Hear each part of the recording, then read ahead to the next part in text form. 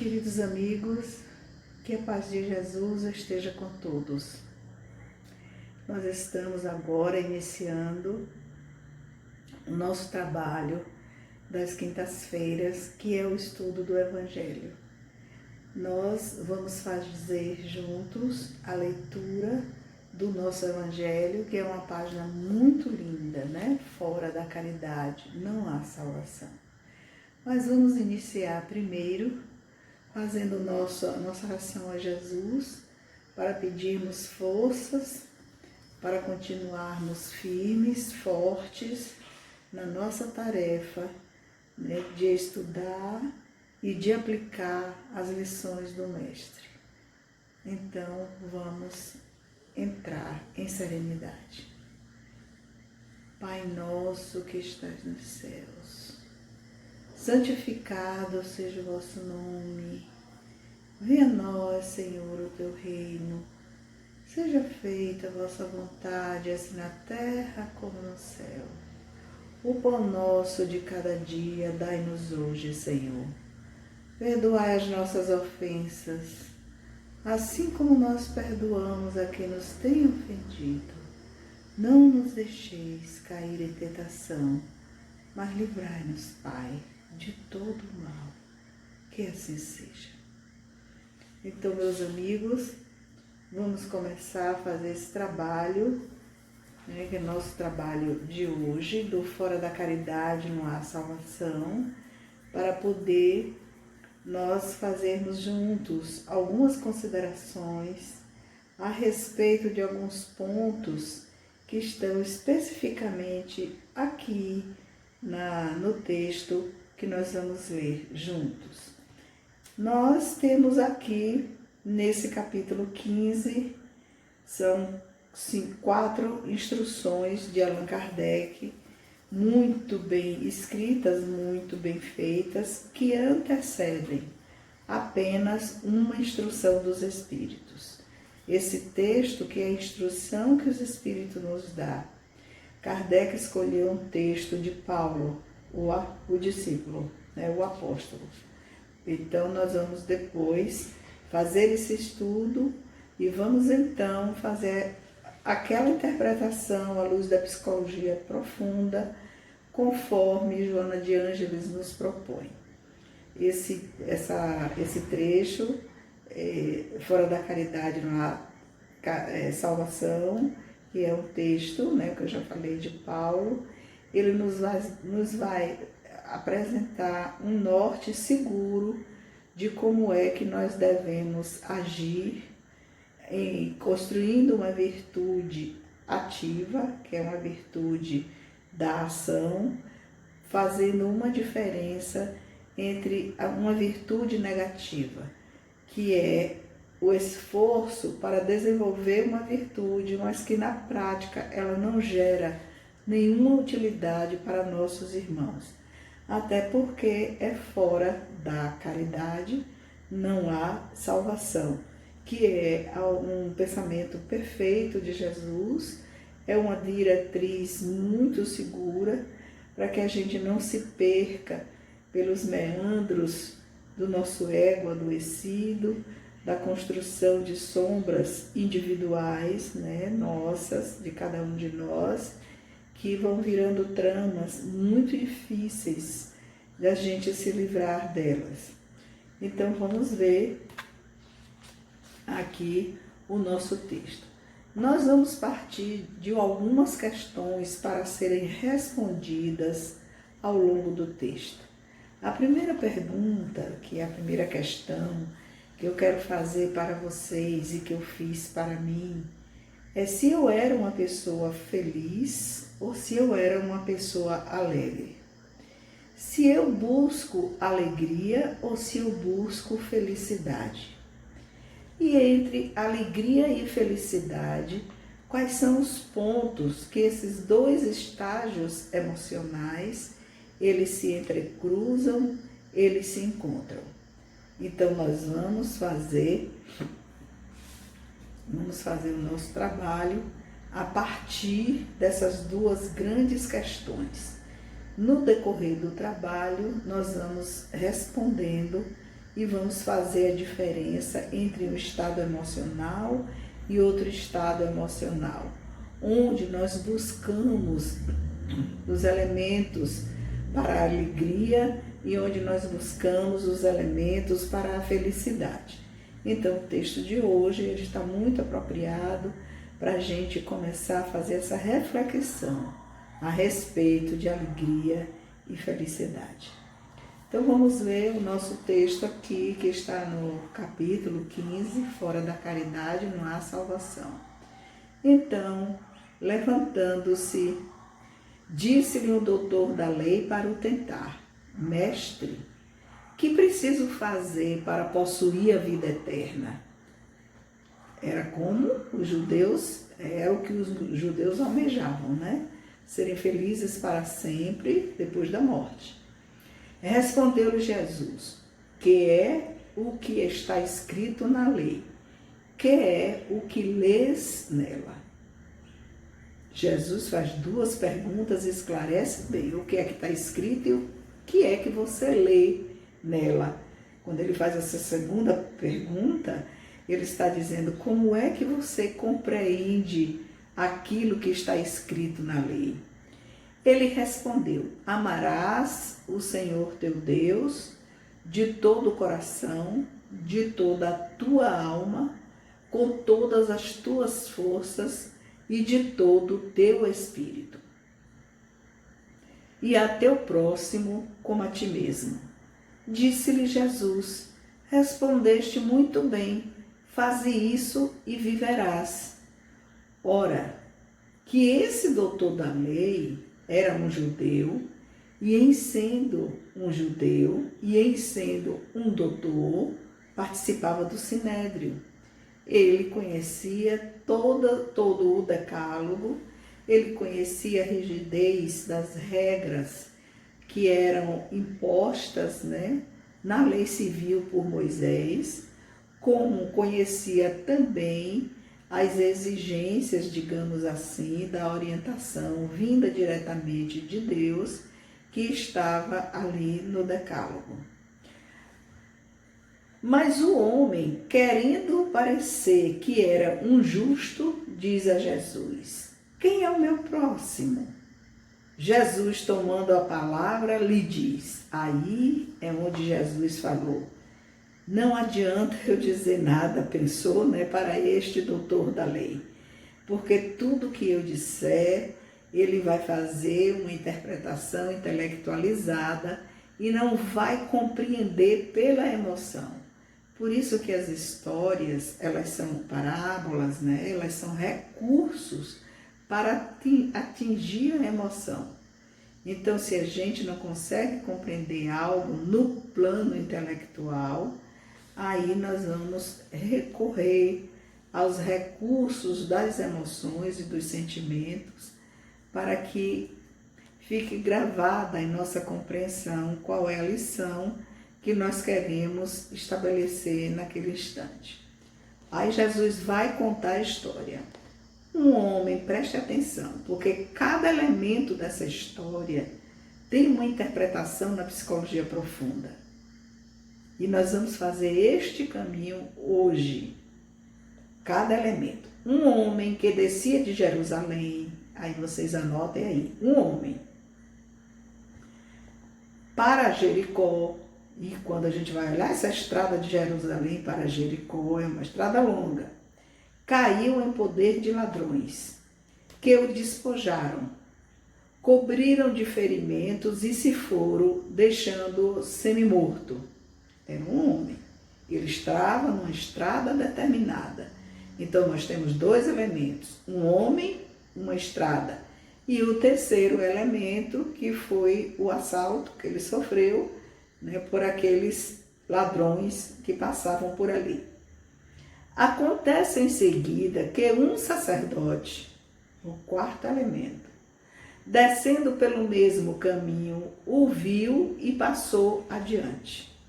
Quando a gente fala de sacerdote, nós estamos falando de alguém que tem uma crença específica, que se veste, né, daquela forma ditada pela sua religião e tem comportamento rígido de acordo com as leis que contemplam a própria religião ou seita que ele segue.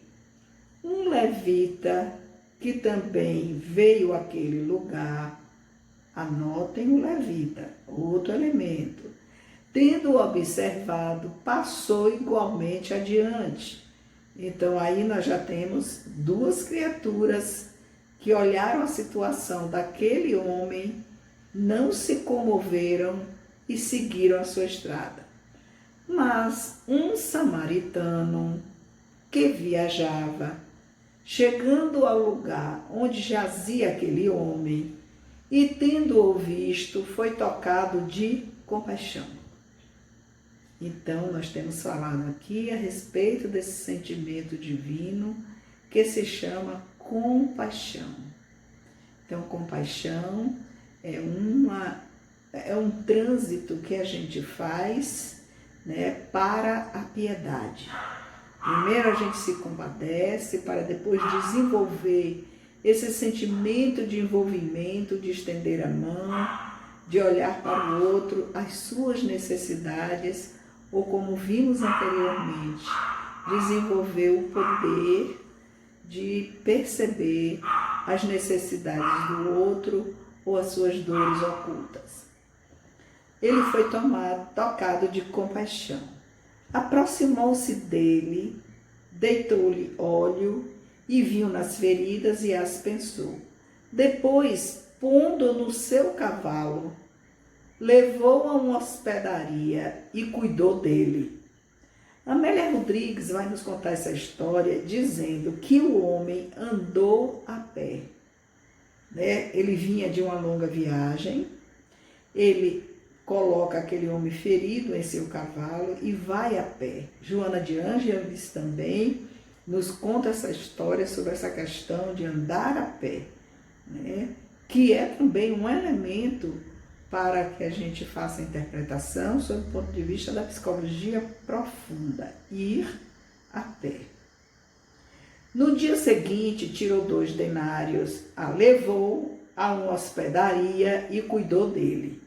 A hospedaria é outro elemento. Qual é o significado da hospedaria para Jesus? Porque esses elementos todos que estão nessa parábola, eles têm uma significação profunda. Imagine, no pensamento de Jesus, que a gente tenta, utilizando os recursos, né, do saber de Joana de Ângeles, os recursos do saber também da nossa irmã Amélia Rodrigues, para então tentarmos um aprofundamento nesse pensamento de Jesus, quando ele usa essa parábola para ensinar a respeito da compaixão, né, a respeito do que é amar a seu próximo como a si mesmo, aquele samaritano que passou por ali. Então vamos lá. No dia seguinte tirou 2 denários e os deu ao hospedeiro, dizendo: trata muito bem deste homem e tudo o que despenderes a mais eu te pagarei quando regressar. E aí Jesus conta essa história olha para o doutor da lei, que naquele momento era um espírito que se achava possuído, como todos os sacerdotes lá do templo, de uma inveja e de um ciúme profundo de Jesus. Porque o que Jesus fazia, eles não conseguiam fazer, nem iniciar a fazer qualquer ação do amor ao próximo, embora eles pregassem. Então, eles tinham uma virtude negativa de desenvolver pela palavra, é aquilo, né? Aquela história que a gente ouve, né? Não faça o que eu digo, né? Mas faça o que faça, sei lá, é um ditozinho dessa espécie. Qual desses 3 te parece ter sido o próximo daquele que caíra em poder dos ladrões? O doutor respondeu: aquele que usou de misericórdia. Olha a segunda emoção. Então nós temos lá compaixão, A compaixão não foi do doutor da lei. A compaixão, ela surgiu pelo ato de já saber amar o próximo como a si mesmo, que foi a ação daquele homem que passou por ali, né? Que era o samaritano. E aí Jesus diz para o doutor da lei: então vai, diz Jesus, e faze o mesmo. Foi o que Jesus diz: use a misericórdia. Mas a misericórdia é um estágio a partir da descoberta dos sofrimentos ocultos.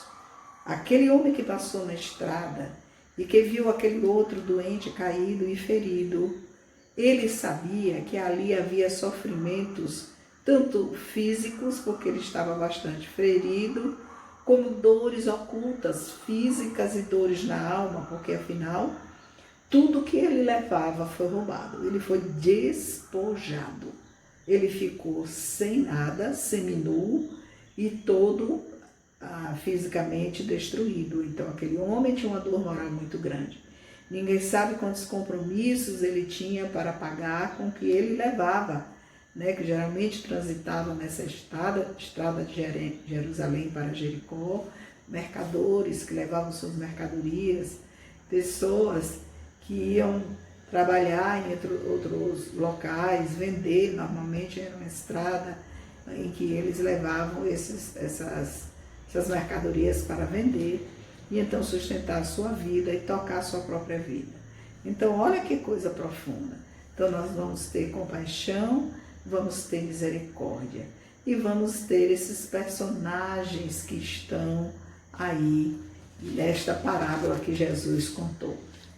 Vocês prestaram atenção e foram olhando devagarinho, porque nós vamos explicar tudo isso. Aí nós vamos ao item 10 e nós vamos ver no Evangelho segundo o Espiritismo qual foi a lição que Paulo, o apóstolo, ele nos deixou no texto dele. Ele começa dizendo assim: meus filhos, que forma carinhosa, na máxima, fora da caridade não há salvação, estão encerrados os destinos dos homens na terra e no céu. E no céu. Então, a gente vem trabalhando no Evangelho para que a gente possa descobrir o que é caridade. Como é que a gente faz essa caridade? Qual é o sentimento que mora dentro da gente, que nos coloca nessa posição de uma conexão com Deus e com as lições de Jesus, de modo que a gente possa desenvolver essa caridade. Eu me lembro, né, quando eu estudava, era em colégio de freira, bem jovem, que certa vez uma madre superiora veio nos visitar e ela contou para um grupo que estava ali naquele momento com ela, de algo que havia ocorrido num convento lá em Portugal. Ela sempre ia para Portugal e voltava, né? Ela era professora, mas é uma professora era uma freira professora que tinha habilitações variadas dentro da área da educação. E ela disse que ocorreu um fato lá inusitado, que a madre superiora do convento daquela região lá de Portugal tinha colocado 2 meninas para orar na capela do convento. Essas 2 meninas, por motivos diferentes, estavam lá fazendo oração. E quando a madre superiora daquele convento, ela passou e viu as 2 em oração, teve uma visão perturbadora do que ocorria com as 2, porque a capela estava vazia, só tinha elas 2. Eram meninas internadas no convento, filhas de família, né, de muitas posses lá em Portugal, porque esse era o costume nos séculos anteriores, não é, de se colocar as filhas nos conventos para ter uma educação completa nesses lugares. E essas meninas visitavam os pais apenas nas férias, de final de ano. E aí ela viu que da boca de uma menina saíam bolhas coloridas que se desmanchavam no ar. E da boca da outra menina, que é o que ela ficou impressionada e surpresa, saíam pedaços de tecidos cortados, tiras de tecidos, como se fossem tecidos de mulambo, de cores escuras, do marrom ao preto e aos montes. E havia momentos que era como se ela vomitasse aqueles tecidos, né, estragados, aos montes saindo, que descia pelo seu colo e caía ao chão. E que as bolhas coloridas que saíam da boca daquela outra menina se desvaneciam no ar. Ora, a gente está vendo que numa avaliação, né, desses dois quadros, assim, à primeira vista, nós temos a impressão de que a menina que saía as bolhas coloridas era uma menina que vivia cumprindo o seu dever com alegria. Era uma criança, que era uma mocinha, estava na faixa de 12 anos. Era uma criança feliz, uma pré-adolescente feliz. E que a outra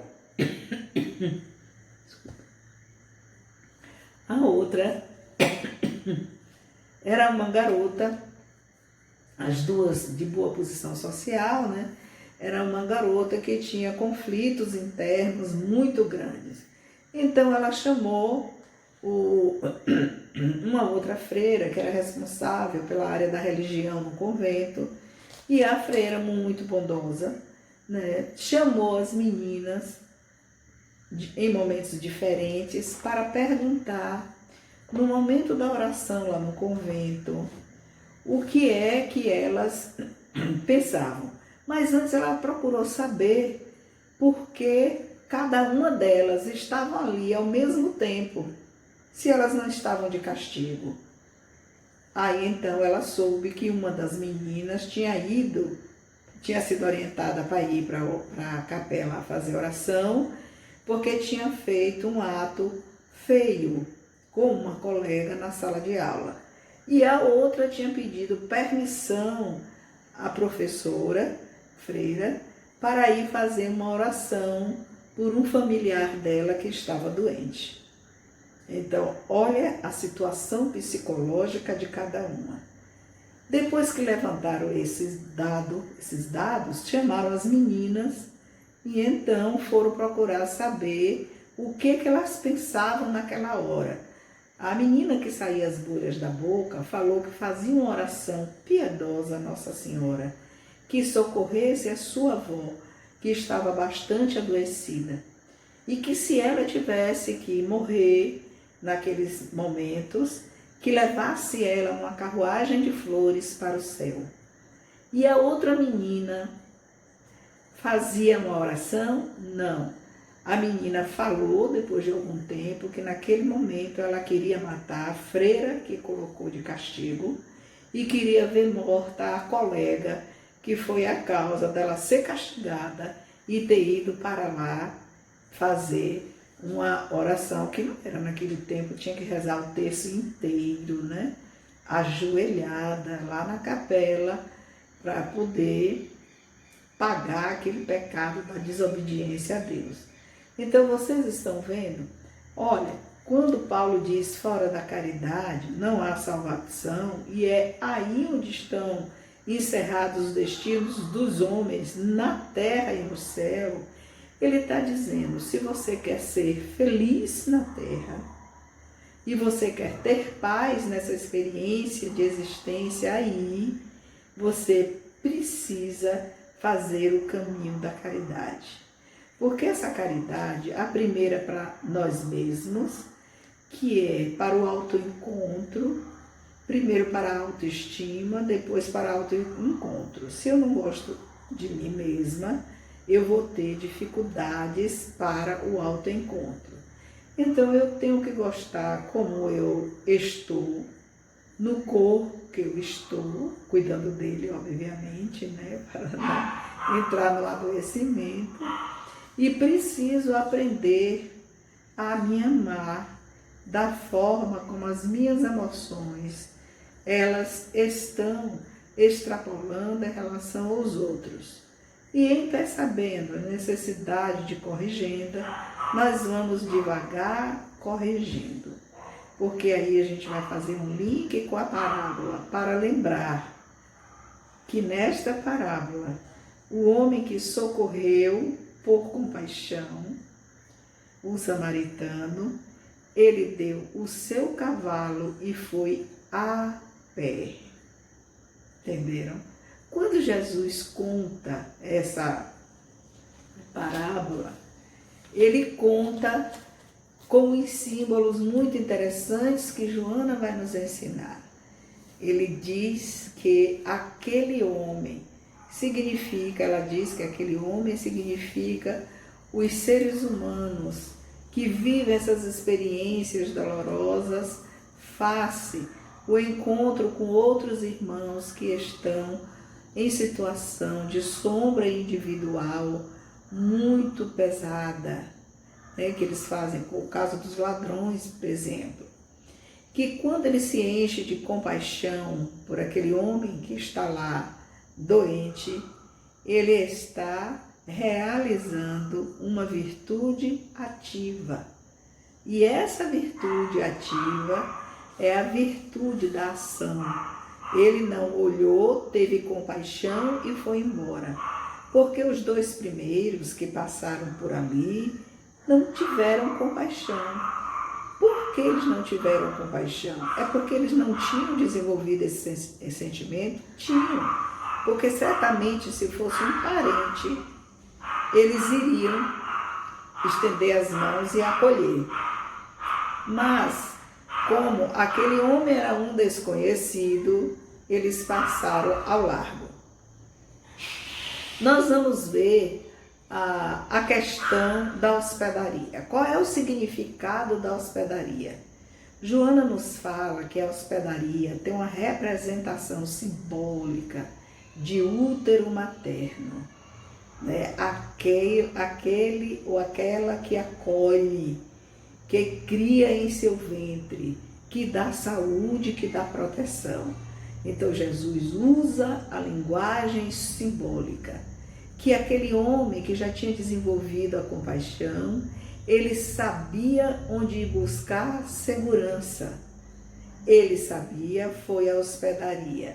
Mas o dono da hospedaria, que ele compreendia que aquele era o seu negócio, para que ele não tivesse nenhum pensamento de dúvida a respeito do comportamento dele, deu logo 2 denários para ele, pagou uma parcela grande, mas quando disse que quando eu voltar, eu lhe quitarei tudo que você gastou com meu amigo aqui doente, deixou o dono da hospedaria muito tranquilo, porque ele sabia que não é um comportamento natural de judeus, de levitas e doutores da lei que passavam por ali. Ele estava acostumado nas tentativas de expoliações, nas tentativas de enganos, que normalmente de golpes, né? Que normalmente essas pessoas faziam para com ele, ali na hospedaria. Então, Jesus também, quando coloca a situação, conforme Joana nos ajuda a olhar, a ver e a entender, que aquele homem, dando o seu cavalo, ele estava dando o melhor de si, movido pela compaixão. E o melhor de si foi uma ação, né, caridosa, amorosa. Porque ele, antes de colocar o ferido no cavalo, ele fez uma ação de um verdadeiro doutor, de um médico, de um enfermeiro amoroso, porque ele cuidou das feridas do homem. A gente sabe, essa parábola, ela está em Lucas. Ela está em Lucas, e o interessante, aqui eu já expliquei para vocês, é que Lucas é o apóstolo, aquele que era médico, né? Que foi formado lá em Alexandria e ele se interessava pelas curas. E uma vez eu explicando sobre isso, né, alguém me perguntou sobre esta parábola. Aí eu fui falar: minha gente, onde é que está a ação de cura nesta parábola que Jesus contou do samaritano? Está aí. Quando o homem ele encontra o homem, ele não colocou de qualquer jeito em cima do cavalo. Ele foi procurar ver as feridas e ele prensou as feridas. Ele colocou óleo, ele cuidadosamente cuidou das feridas do corpo. E quando sentiu que aquele homem semi-morto poderia ser transportado sem mais sangrar para o cavalo, ele colocou cobertores, ele ajeitou a sela do cavalo e cuidadosamente colocou ele. Todo aquele trabalho de compaixão, de amor, de médico cuidadoso, de enfermeiro amoroso, estava ali, né, exposto para aquele doutor da lei. E aí, como ele precisava viajar para longe, já que ele estava em viagem, ele leva esse rapaz adoecido, semi-morto, para o útero materno. E lá ele tinha certeza que com o dinheiro dado por antecedência e a promessa de ressarcimento no final, ele teria também no dono da hospedagem um enfermeiro compassivo. E foi o que aconteceu.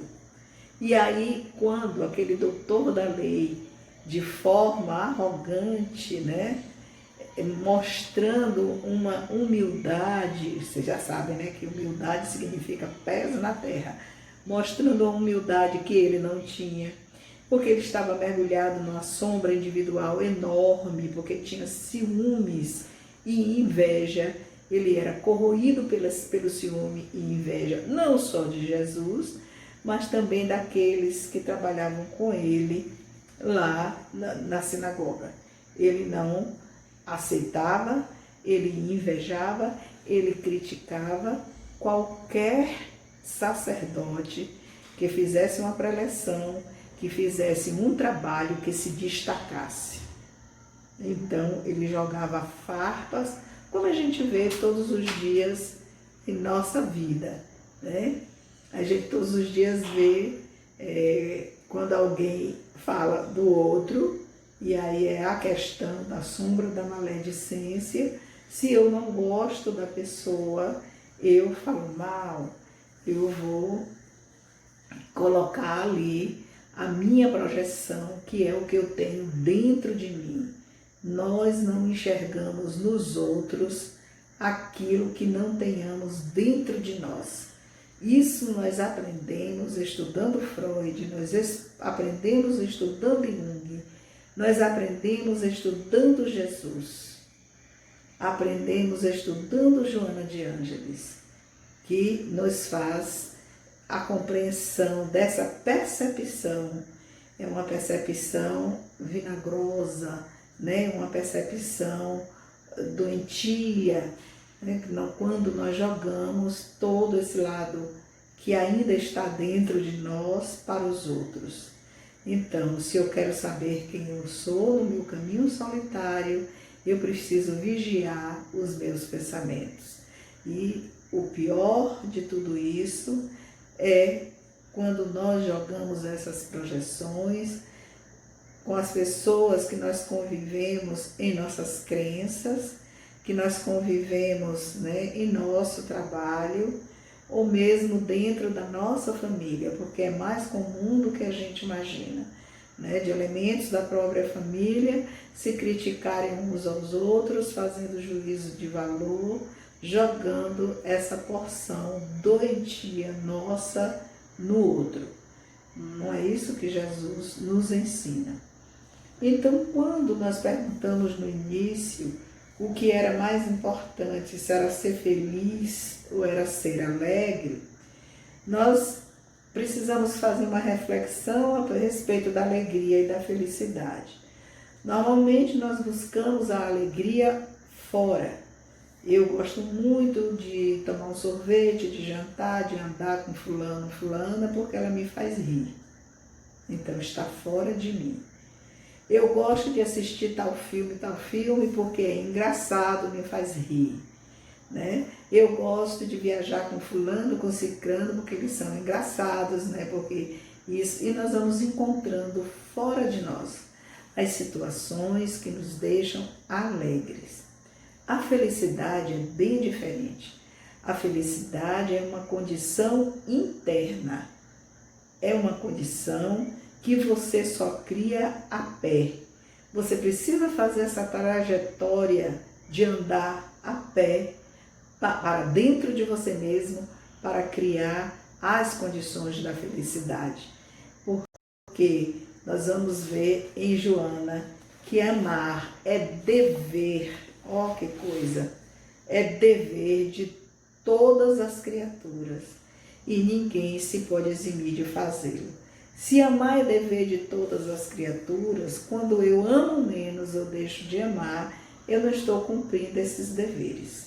Então, se eu não cumpro esses deveres, né, que tem que ser cumprido com felicidade, não só com alegria, porque, olha, eu posso estar no meio de uma guerra, né, de opiniões, de conversas, de pessoas, mas por dentro de mim eu estou feliz, eu estou equilibrada, eu estou em paz, porque eu procuro cumprir meus deveres amorosamente. Amorosamente.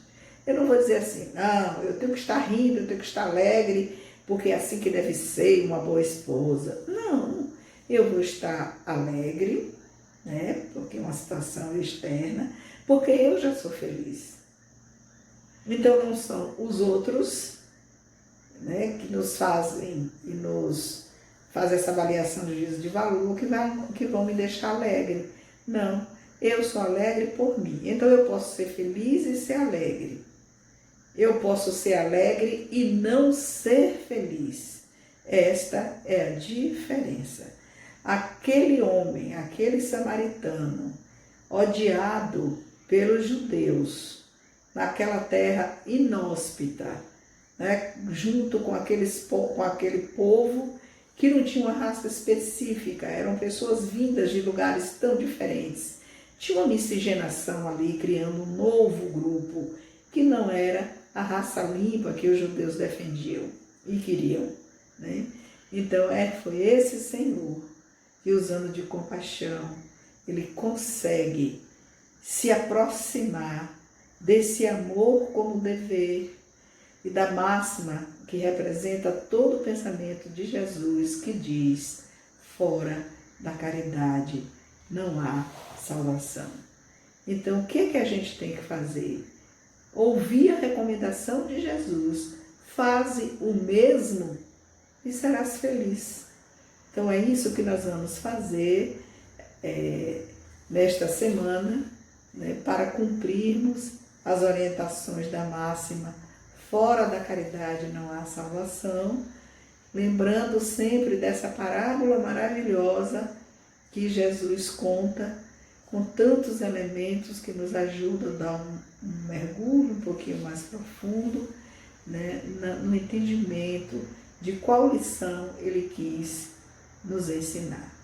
E assim nós vamos terminar pedindo a Jesus que nos dê uma noite de paz, uma semana de equilíbrio, uma semana em que nossas projeções sejam as melhores possíveis para os outros, de harmonia, de felicidade, de acalmar as ansiedades, de diminuir as dores. Então, que Jesus nos abençoe hoje e sempre.